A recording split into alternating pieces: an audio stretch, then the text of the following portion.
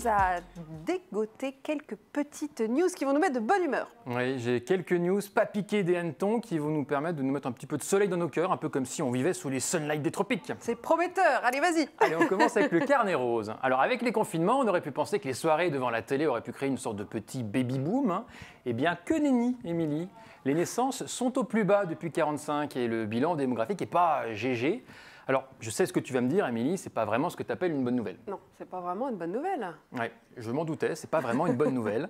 Mais alors, si les Françaises et les Français ont délaissé certaines activités qui influeraient sur la natalité, c'est au profit du nombre de créations d'entreprises.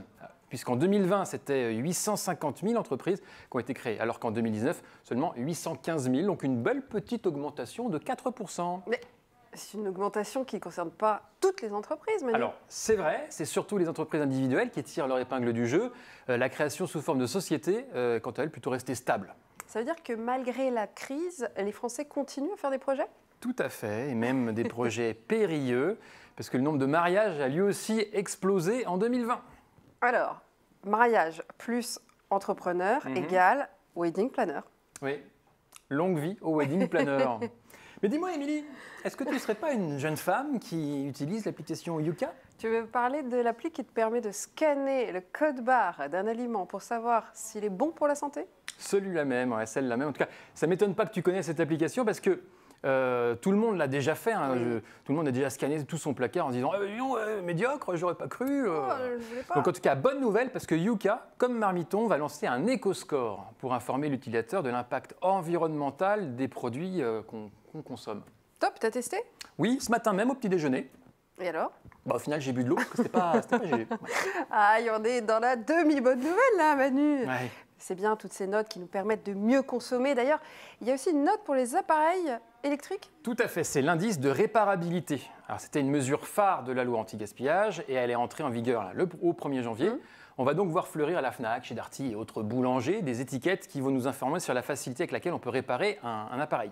Donc ça concerne tous les produits. Non. Alors pour l'instant, ça concerne que les smartphones, les téléviseurs, les ordinateurs portables, les lave-linges. Et là, je sais que ça te plaît, les tondeuses à gazon. Mais ça devrait s'étendre très vite. Oui, bah, tu as un grand jardin, je suis sûr. Allez, un pas dans la bonne direction pour sortir du tout jetable et aller vers l'économie circulaire, Manu. L'économie, c'est le mot que je voulais que tu utilises. Parce qu'une scie circulaire, on sait ce que c'est. Un coup de pied circulaire, je suis sûr que tu es adepte. Mais l'économie circulaire, est-ce qu'on sait bien ce que c'est ? Absolument, on sait ce que c'est. Ça consiste à ne plus produire de manière linéaire, Manu, en repensant le cycle de vie, depuis son éco-conception jusqu'à la valorisation en fin de vie, bien sûr. Dans le mille, Émilie, elle sait tout, celle-là, c'est incroyable. Hein. Et alors, pour approfondir vos connaissances sur l'économie circulaire, rendez-vous dans les pages de So Good, qui sera un numéro spécial économie circulaire.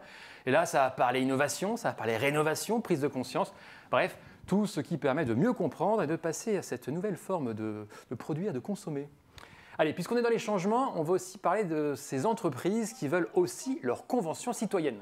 Tu fais référence à la Convention citoyenne pour le climat, oui, c'est ça ? Tout à fait. C'est en s'inspirant de la Convention citoyenne donc pour le climat que deux initiatives assez similaires ont vu le jour chez les entrepreneurs français. Il s'agit de la Convention des entreprises pour le climat d'une part et la Convention 21 d'autre part.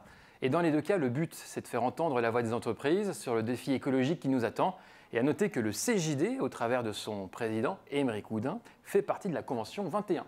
Et tu voulais nous parler d'une très belle initiative. Et là, oui, très belle initiative d'un JD de la section de Nantes, dont on a entendu parler dans les médias, que ce soit sur le site du Figaro, Ouest France et autres médias. Il s'est rendu compte, ce JD, que ces locaux d'entreprise disposaient de sanitaires, d'une cuisine et aussi de places, mais que les locaux étaient utilisés que 8 heures par jour. Ben, il s'est dit, tiens, est-ce que je ne pourrais pas aider quelqu'un qui aurait besoin d'un logement et qui serait bien content d'avoir quelque part où dormir ? Ben, c'est comme ça que Pierre-Yves Loec a créé les Bureaux du Cœur. C'est une association qui regroupe les dirigeants d'entreprises qui, comme lui, sont prêts à accueillir des personnes sans domicile dans leurs locaux en dehors des heures de bureau. Donc il y a maintenant une quinzaine d'entrepreneurs qui ont emboîté le pas en région nantaise.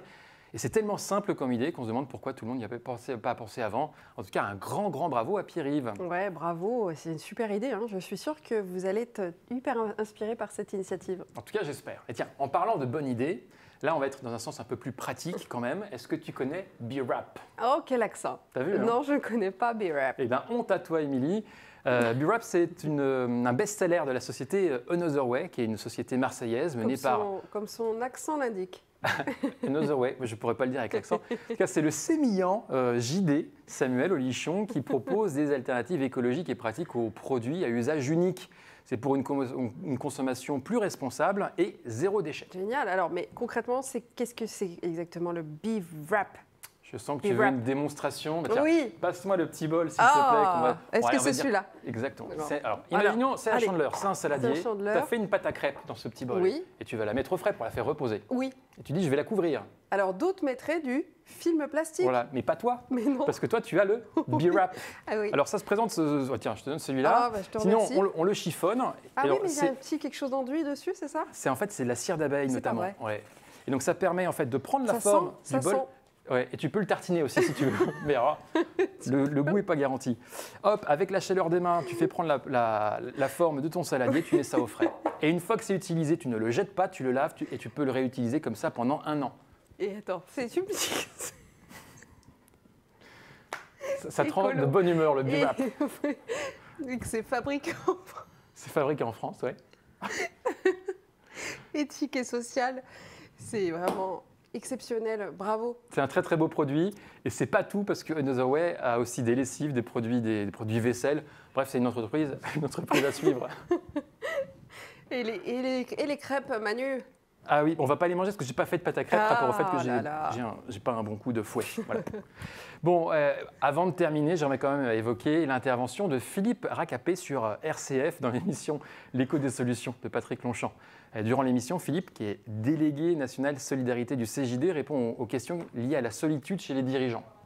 Et d'ailleurs, c'est possible de réécouter cette émission. On vous met le lien dans le chat. Une intervention extrêmement intéressante qui nous donne l'occasion de parler aussi du dispositif Vive, qui est toujours d'actualité, sans engagement et professionnel. C'est une plateforme qui est faite pour vous. Alors en cas de coup de mou, en cas de baisse de morale, allez-y, ça peut faire que du bien. Eh bien, merci beaucoup Manu pour ces bonnes nouvelles.